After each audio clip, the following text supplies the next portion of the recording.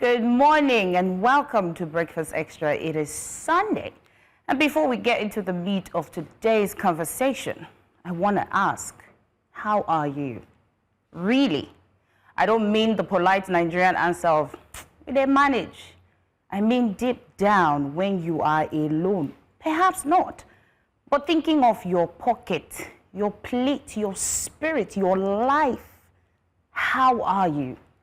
Because if you've been following the news lately, you'll notice a strange contradiction. On one hand, we see our president flying around the world, hopping from one summit to another, while here at home, senators are calling for another increase in their already bloated salaries and allowances. And then there's you, the average Nigerian, grappling with a minimum wage that still hovers around 70,000 to 100,000 naira, depending on which state you live in. Think about it. A senator's wardrobe allowance alone surpasses what many civil servants take home in a year. Yet, when the government talks about expanding the tax net and raising revenue, who ends up feeling the burden? The common man buying gari at the market, the commuter paying transport fare, the shopkeeper struggling to keep the lights on. Let's run the maths together.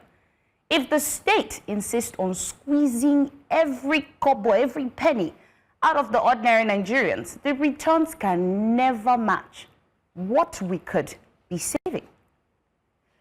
If office holders simply trimmed their excesses, prudent governance could raise more than taxing sachet water, phone calls, or even petrol.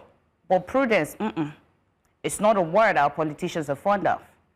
Instead, what we get is a pattern, one that feels like punishment disguised as reform.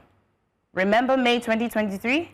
Subsidy gone, petrol jumped overnight from under 200 naira to nearly 1,000 naira in some states. By 2024, electricity tariffs followed suit, climbing like bridge from 68 naira per kilowatt to over 225 naira for band A customers. Hello, Lucky. Cooking gas went up by 50%. Food inflation soared to nearly 41%.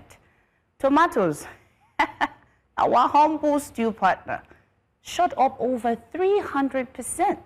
School fees, passport fees, rent, everything climbed up. Nigerians have been in a non-stop rally, a race with inflation. But somehow the government keeps adding hurdles.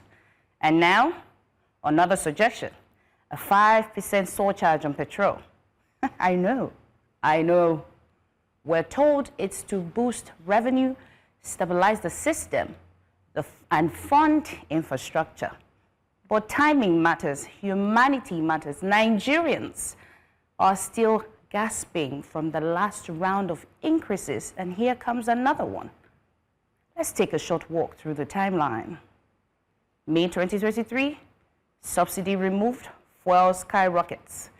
2024, electricity tariffs jumps, food prices surge, passport and tuition fees. Let's not even talk, the passport says no come with visa.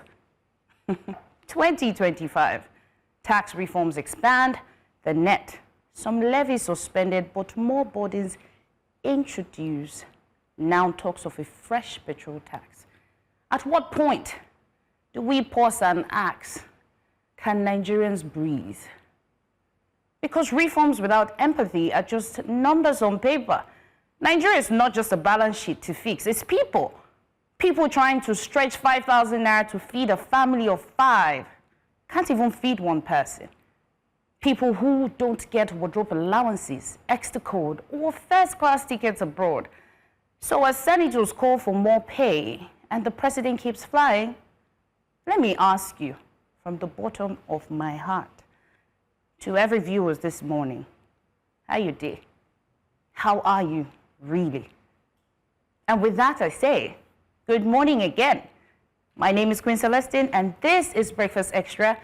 And it cannot be Breakfast Extra without my co-host, Mazino Appeal. Mazino, good morning. I'm humbled. great monologue there. But How are you? I was going to ask you, how are you, Queen? I'm hanging in there. We all are. Every single Nigerian, we all are. But then again, hey, what can I say? I wish I could say that I'm doing good, but nah. Hang in there. I've been waiting since 2023, since after. We're still hanging in here. And well, yeah, let's see what today's conversation brings. Exactly. So come on over, please. Good morning. Morning.